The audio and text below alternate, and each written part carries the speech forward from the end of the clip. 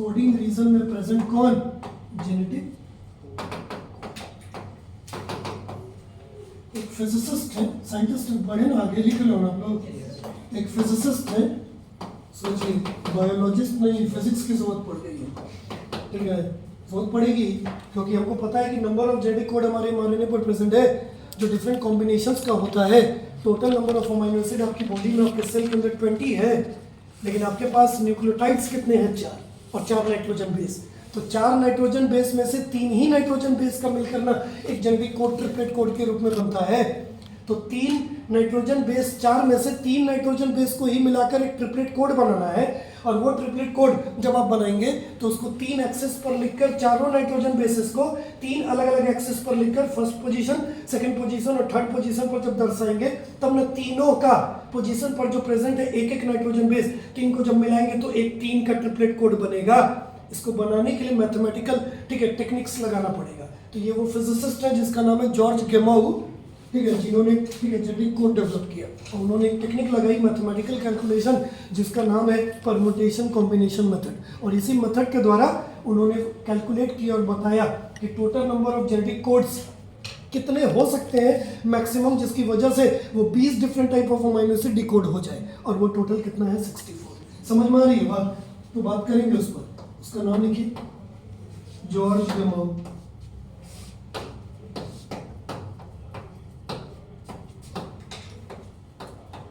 ये वो फिजिसिस्ट है जिस फिजिसिस्ट ने, ठीक है, कौन सी मेथड?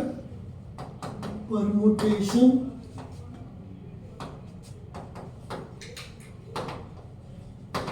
कॉम्बिनेशन मेथड लगाया, जिससे उन्होंने जेनेटिक कोड तैयार किया।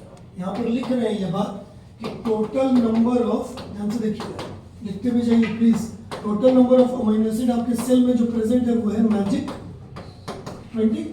सुना रही बात? और ये सब 20 जो है अमीनो एसिड, ये सब अलग अलग मैनर में पेप्टाइड बॉन्ड से जुड़कर डिफरेंट टाइप्स ऑफ प्रोटीन बना सकता है। पहले पोजीशन पर हर प्रोटीन में कौन होगा? मिथ्योनिन होगा ना। दूसरे नंबर पर मान लो कौन है? ठीक है, वैलिन मान लीजिए। तो हम कह रहे हैं कि दूसरे नंबर पर जो वैलिन है उसका पोजीशन ना 3 कर दीजिए, उसकी पोजीशन को किसी चेन में 4 कर दीजिए, उसकी पोजीशन को कभी आप सीक्वेंस में लेकर 20 कर दीजिए।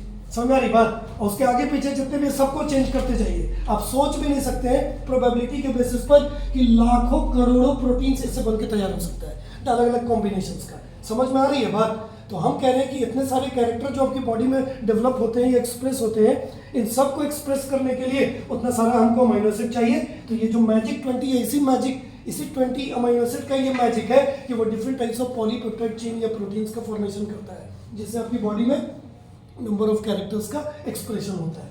तो हम कह रहे हैं कि आपके सेल के अंदर total number of amino acid की संख्या कितनी है? ठीक है, मैजिक 20 है।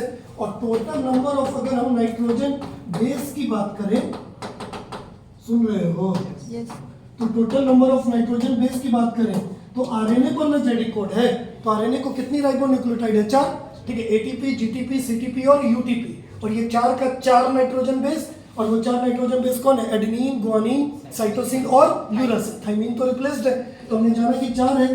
तो हम कह रहे हैं कि हर 4 का 3 का मिलाकर ही ना एक जेनेटिक कोड बनेगा। तो हमको कोई टेक्निक लगाना होगा, और वो टेक्निक कौन है? Permutation combination. तो हम कह रहे हैं, देखिए ध्यान से, क्या कह रहे हैं? Total number of nitrogen base कितना है? 4। सुन रहे हो? ये 4 नाइट्रोजन बेस को अगर 3 एक्सेस पर लिख दे, 4 को एक एक्सेस पर, ठीक है, फर्स्ट पोजीशन देकर, वही 4 को दूसरे एक्सेस पर सेकंड पोजीशन देकर, और वही 4 को तीसरे एक्सेस पर तीसरी पोजीशन देकर, और वो चारों का एक एक नाइट्रोजन बेस को मिलाए तो बनेगा ना 3 का ट्रिपलेट कोड। समझ में आ रही है बात? सबसे पहला फीचर है कि हमारा genetic code is triplet in nature. समझ में आ रही है बात? तो वो कॉम्बिनेशन ऐसे बनेगा, 4 का पावर क्या कर देंगे? 3, क्योंकि 3 एक्सेस पर लिखा। तो अगर मल्टीप्लाई करें तो 4 × 4 × 4, 4 चौके 16, 16 चौके 64, यानी कि total number of genetic code कितना बनेगा? 64। समझ में आ रही है बात? जिस 64 में से 3, ठीक है, स्टॉप कोडोन है जो किसी जेनेटिक कोड को डिकोड नहीं करता है, यानी कि डिकोड करने वाला टोटल, ठीक है, जेनेटिक कोड हमारे एमआरएनए पर कितनी हो सकती है? 61। समझ में आ रही है बात? 64 टोटल है, जिसमें से 61 डिकोड करता है अमीनो एसिड को, और 3 है जो किसी भी, ठीक है, अमीनो एसिड को डिकोड नहीं करती है। समझ में आ रही बात? तो इस कॉम्बिनेशन से जब आप बनाएंगे तो हमारा ये बन के तैयार होगा। करे ऊपर यहाँ तक, ठीक है। तो एक बॉक्स बनाइए फटाक से। इस बॉक्स में ये वाला जो दे रहे हैं position, this is first position, जल्दी जल्दी, ये वाला जो पोजीशन है ये हमारा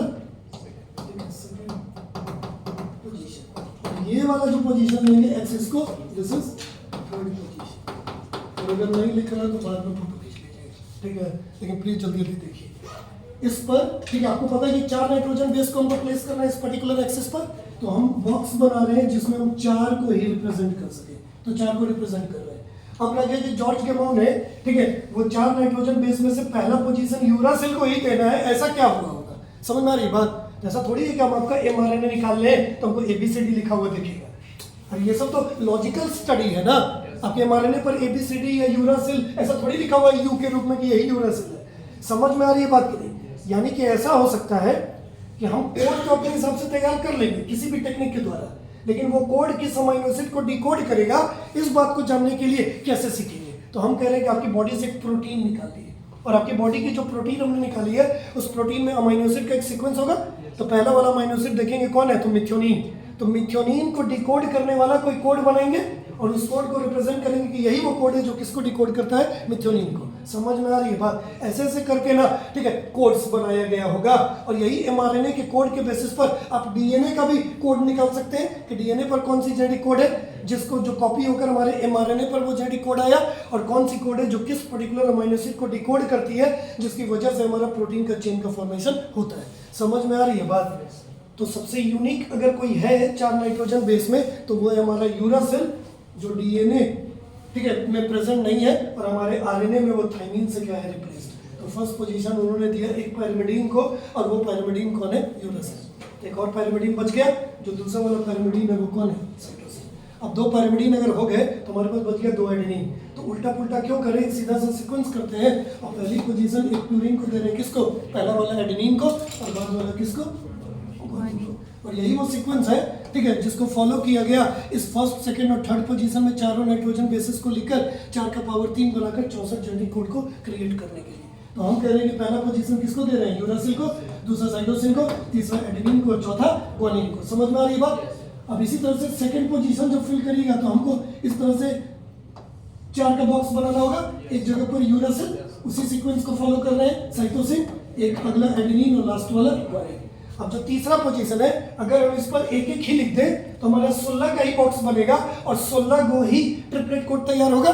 हमको तो तैयार करना है उस परमुटेशन कॉम्बिनेशन के मेथड से कितना, 64, यानी कि हर एक बॉक्स के अंदर एक ना लिखकर कितना लिखेंगे, 4। ये है यूरासिल, ये है साइटोसिन, ये एडेनिन, ये गुआनिन। ये यूरासिल, साइटोसिन, एडेनिन और गुआनिन। ये यूरासिल, साइटोसिन, एडेनिन और गुआनिन। यूरासिल, साइटोसिन, एडेनिन और गुआनिन। अब जब आप बॉक्स बनाइएगा तो कितने का बॉक्स बन के तैयार होगा, 64।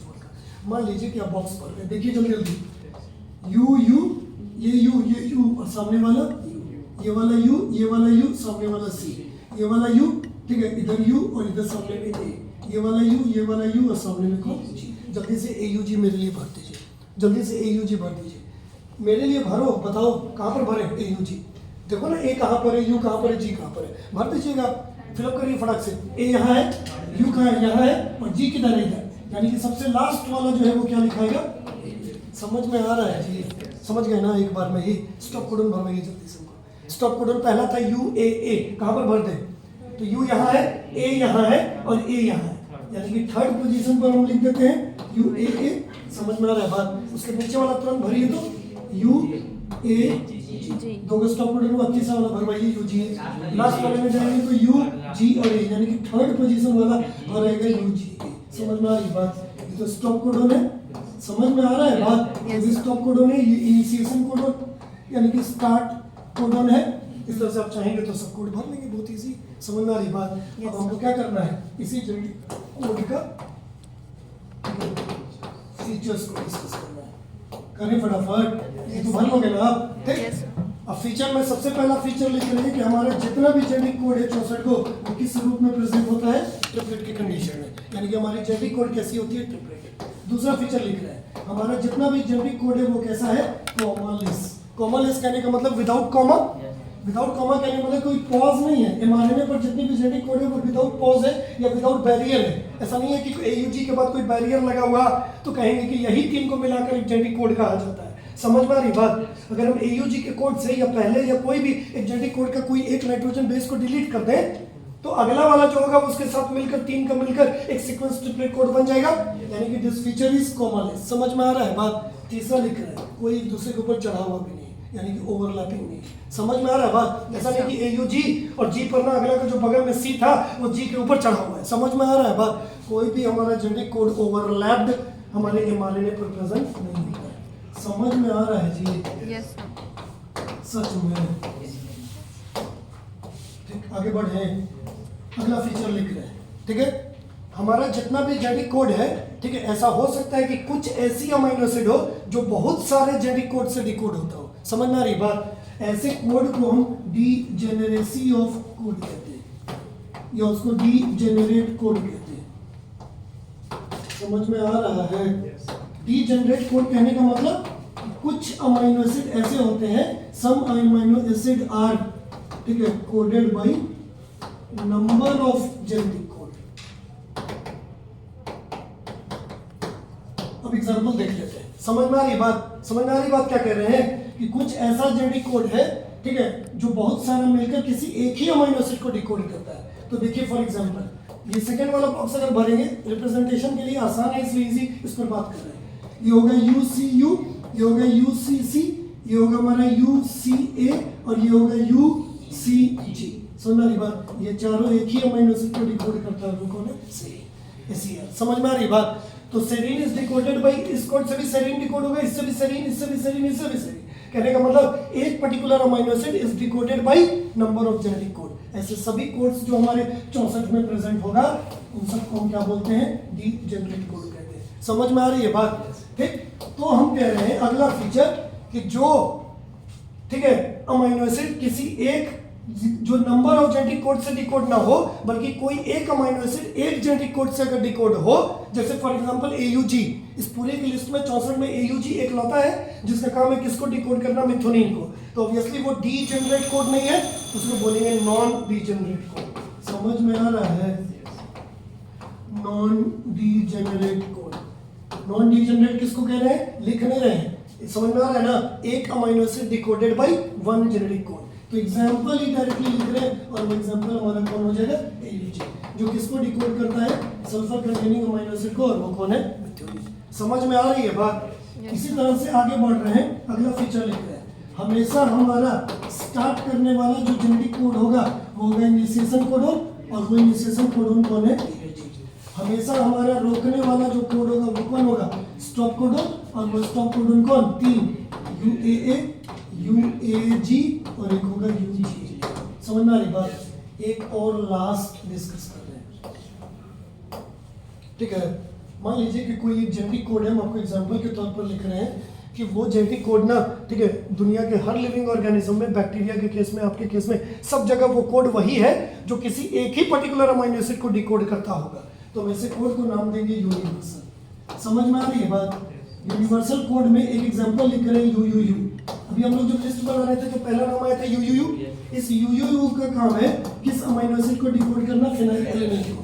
तो ये फिनाइल एलेनिन को डिकोड आप में भी कर रहा है, और ये वाला फिनाइल एलेनिन को डिकोड करने वाला कोड बैक्टीरिया के DNA पर भी, RNA पर भी प्रेजेंट है। समझ में आ रही बात? तो हर जगह पर ये अगर प्रेजेंट होगा एक ही अमीनो एसिड को डिकोड करने के लिए, तो उस कंडीशन में हम उसको क्या कोड बोलेंगे? ठीक है, यूनिवर्सल कोड, जो किसको डिकोड करती है? फिनाइल एलेनिन को। समझ में आ रहा है? लास्ट एक और, ठीक है, वो एक हाइपोथेसिस है, ठीक है, यानी कि हाइपोथेटिकल स्टडी है, गेसिंग है। और वो गेसिंग ये है कि मान लीजिए कोई एक अमीनो एसिड, जैसे एग्जांपल लिया आपने UUU, ठीक है, जिसका काम है किस अमीनो एसिड को डिकोड करना? फिनाइल एलेनिन को। सुन रहे हो? इसके नीचे में आप देखिए कोड है UUC। ये वाला जो कोड है वो किस अमीनो एसिड को डिकोड करता है? तो वो भी फिनाइल एलेनिन को। समझ में आ रही बात? तो हम ये कह रहे हैं कि अपनी थर्ड पोजीशन से ये यूरासिल रिप्लेस्ड है कौन से? साइटोसिन से। तो ये तीसरा वाला पोजीशन का दूध भात। समझ में आ रहा है बात? दूध भात कहने का मतलब कि ये यूरासिल है तो भी रीड कर रहा है फिनाइल एलेनिन को ही डिकोड करने के लिए, और साइटोसिन प्रेजेंट है उसके बदले में तो भी रीड कर रहा है किसको? फिनाइल एलेनिन को ही डिकोड करने के लिए। कहने का मतलब कि कोई ऐसी जेनेटिक कोड जिसमें पहला 2 डिजिट ही अगर किसी अमीनो एसिड को डिकोड करने में जनरली इस्तेमाल होता है, और थर्ड वाले का जो पोजीशन है वो वोबल पोजीशन है, named on the scientist wobble. जिसकी हाइपोथेसिस को गेसिंग की स्टडी को वॉबल, ठीक है, हाइपोथेसिस कहते हैं। तो वॉबल हाइपोथेसिस में ये बात कहा जा रहा है कि UUC ये जो है ये भी किसको डिकोड करता है, फिनाइल एलेनिन को। तो अपनी थर्ड पोजीशन, यही ना थर्ड पोजीशन है, अपनी थर्ड पोजीशन से ये डिफरेंट है। अगर थर्ड पोजीशन किसी अमाइनो एसिड को डिकोड करने में इस्तेमाल ना हो, वो चेंज ऑल्टर के साथ हो, तो पहला 2 से ही ये क्या कर रहा है, किसी अमाइनो एसिड को क्या कर रहा है, डिकोड कर रहा है। समझ में आ रही बात? तो थर्ड पोजीशन को बोलते हैं दूध भात वाला पोजीशन, और इसको हम नाम दे रहे हैं कौन सा पोजीशन? समझ में आ रही है बात? समझ में आ गया? ये सब फीचर्स को कंटेन करने वाला 64 जेनेटिक कोड, जिसमें 3 किसी अमाइनो एसिड को डिकोड नहीं करता है, 61 डिकोड करता है, ये हमारा, ठीक है, mRNA पर प्रेजेंट क्या है, जेनेटिक कोड्स। समझ में आ रही बात? तो mRNA पर अगर total number of genetic code मान लो 100, सुन रहे हो, mRNA पर total number of genetic code कितना है, 100, तो बता दो कि कितनी अमाइनो एसिड डिकोड होगी? 100 कैसे होगा? लास्ट वाला स्टॉप कोडॉन किसी अमाइनो एसिड को डिकोड नहीं करता है, so the answer will be 1 कम, और 1 लेस अगर कर दे तो आंसर विल बी 99। समझ में आ रहा है? यहाँ तक कर लिए। एक मॉडिफाई होकर इंट्रॉन जो है वो लूप, ठीक है, मॉडिफाई होकर बनेगा tRNA। कल जैसे ही क्लास में आइएगा पहला पीरियड tRNA फटक से करेंगे और ट्रांसलेशन में घुसेंगे, और जितना होगा आगे प्रोसीड करेंगे। समझ में आ रही है बात? छोड़ दीजिए अपने